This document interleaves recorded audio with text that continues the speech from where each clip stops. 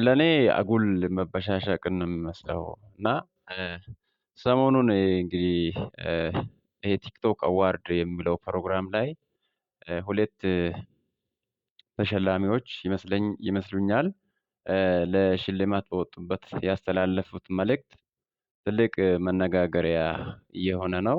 አንደኛው ወጥቶ ማርያም ማርያም ማርያም ማርያም ናት ለዚህ ያበቃችኝ ብሎ ምስጋና ያቀርባታል። ሌላኛው ደግሞ ተነስተህ ኢየሱስን ተቀበሉ ህይወታችሁን ያስተካክልላችኋል ኢየሱስን ተቀበሉ ብላ ተናግራለች። እንግዲህ ይሄ ሁለቱ ሀሳቦች በአንድ መድረክ ላይ የተነሱ ሀሳቦች ናቸው። እና እኔ እንደሚመስለኝ ከሆነ እውነቱ እንናገር ከተባለ እነዚህን ሁለቱንም ሃይማኖቶች ከሚያለያያቸው ይልቅ የሚያቀራርባቸው እ እ ወይም አንድ የሚያደርጋቸው ይበልጣል ብዬ አምናለሁ። አንድ የሚያደርጋቸው ጉዳይ ይበልጣል ብዬ አምናለሁ። ለምሳሌ ሁለቱም ሃይማኖቶች በአሉታዊ መልክ ብንወስዳቸው ሁለቱም ሃይማኖቶች በስላሴ የሚያምኑ ናቸው። አብ፣ ወልድ፣ መንፈስ ቅዱስን ያምናሉ፣ ፕራክቲስም ያደርጋሉ። እና ሁለቱም ሃይማኖቶች በጌታችንና በመድኃኒታችን በኢየሱስ ክርስቶስ አዳኝነት ላይ የሚያምኑ ናቸው።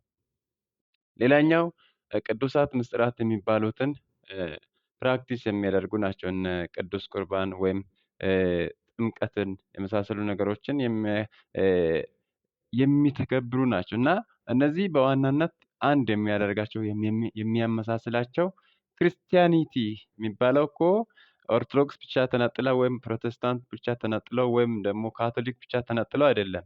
እነዚህ ሁሉም አንድ ላይ ሆኖ ነው ክርስቲያኒቲ የሚባለው። ስለዚህ ይሄ ክርስቲያኒቲ የሚለው ስያሜ የተሰጠው አንድ የሚያደርጋቸው ጉዳይ እ በስላሴ አንድነት ላይ ስለሚያምኑና ፕራክቲስ ስለሚያደርጉ ነው። እና ሌላው ደግሞ በአሉታዊ በኔጌቲቭ መልኩ ስናያቸው በሁለቱም ሃይማኖቶች መካከል እንግዲህ ከመጽሐፍ ቅዱሳዊ እውነታ ውጪ የሆኑ አስተምህሮዎች ወይም ልምምዶች ይታያሉ። ለምሳሌ በኢትዮጵያ ኦርቶዶክስ ተዋሕዶ ቤተክርስቲያን ላይ አንዳንድ ነገሮችን አንዳንድ ኤክስፒሪያንሶችን ለመዳን ብሎ ባይሆንም እንደ ልምድ የሚያካሂዱ እነ መልአክ የሚሉት ሌላ ደግሞ ማርያም የመሳሰሉ ተግባራቶች ይታያሉ። በመላእክት በቅዱሳን ምናምን የሚባሉ ያድኑናል ብለው ሳይሆን እንግዲህ እነዚህ አይነት ተግባራቶች እነዚህ አይነት ትምህርቶችንም ያካሂዳሉ። ሌላው ደግሞ በወንጌል አማኞችም ዘንድ እንደዚሁ ከመጽሐፍ ቅዱስ አስተምሮ ወይም ከመጽሐፍ ቅዱስ ልምምድ ውጪ የሆኑ ተግባራቶች ይታያሉ። መካከለኛው ሌላ ኢየሱስ ጋር ወይም እግዚአብሔር ጋር ለመድረስ እንግዲህ በነቢይ አማካኝነት በዘይት በምናምን እንደዚህ አይነት ነገሮች ችርቻሮዎች መጽሐፍ ቅዱስ የማያውቃቸው ልምምዶች እኛም ጋር ወይም በወንጌል አማኞችም ዘንድ ይታያሉ። እና እነዚህ ሁለቱም ምናልባት እግዚአብሔር ፕሮቴስታንት ብሎ ኦርቶዶክስ ብሎ ካቶሊክ ብሎ የሆነ ስም ሰይሞ የሆነ መዝገብ እንትን አድርገው አይመስለኝም። እግዚአብሔር ሰማይ የሚያውቀው በስላሴ ወይም በአንዱ እግዚአብሔር በላከው በአንዱ ልጅ የሚያምኑትን እግዚአብሔር ሰማይ የሚያውቀው እሱ ነው እንጂ ኦርቶዶክስ ትክክል ናት፣ ፕሮቴስታንት ትክክል ነው ወይም ሌላ ምናምን ብሎ አይመስለኝም። መጽሐፍ ቅዱስም እንደዛ አያስተምርም። ሰማይ የሚያውቀው ዓለምን እንዲያስታርቅ በላከው በልጁ በኢየሱስ ክርስቶስ የሚያምኑትን ሁሉ ሰማይ ያውቃቸዋል ብዬ አስባለሁ። ስለዚህ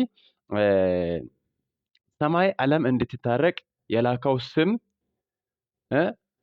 የቅድስት ድንግል ማርያም ማኅፀን ተጠቅሞ የላከው ብቸኛና ብቸኛ አዳኝ ኢየሱስ ብቻ ነው።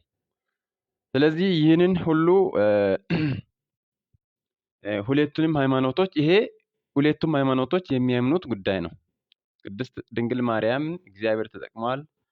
ፕሮቴስታንት ወይም የወንጌል አማኞችም ያከብሯታል፣ ይወዷታል። እንደዚያውም ኦርቶዶክሶችም ግን በሷ ማፀን በሷ አድርጎ እግዚአብሔር ዓለምን እንዲያድን የላከው ስም ጌታችንና መድኃኒታችን ኢየሱስ ክርስቶስ ነው። ይህን ሁለቱም ያምናሉ። ግን በተግባራዊነት ላይ አንዳንድ የሚያደርጉት ወይም በማወቅም ባለማወቅም የምናደርጋቸው ወይም የሚያደርጉት ተግባራት ልዩነቱ እንዲሰፋ ያደርጋሉ ማለት ነው። ስለዚህ ሰማይ የሚያውቀን በኦርቶዶክስነት ሳይሆን በፕሮቴስታንትነት ወይም በወንጌል አማኝነት በካቶሊክነት ሌላም ሌላም በዛ ሳይሆን ሰማይ የሚያውቀው ዓለም እንዲታረቅ በላከው በልጁ በኢየሱስ ክርስቶስ ላይ የሚያምኑትን ሰማይ ያውቃቸዋል።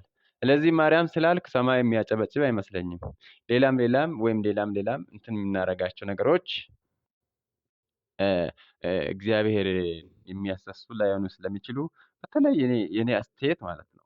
ይሄ በክርስቲያኒቲ ተብሎ የሚታወቁ በተለይ እ፣ ኦርቶዶክስ፣ እ፣ ካቶሊክ፣ ፕሮቴስታንት ወይም ወንጌል አማኞች ሌሎችም በዚህ በስላሴና በልጁ በኢየሱስ ክርስቶስ የሚያምኑት አንድ ላይ ሆነው ይህን አንድ የሚያደርጋቸውን ተግባር ላይ ቢያተኩሩ የሚል ሀሳብ አለኝ።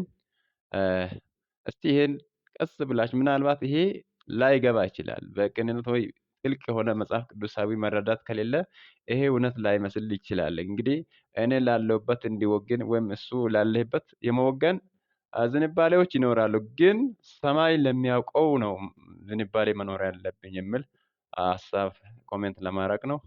አመሰግናለሁ።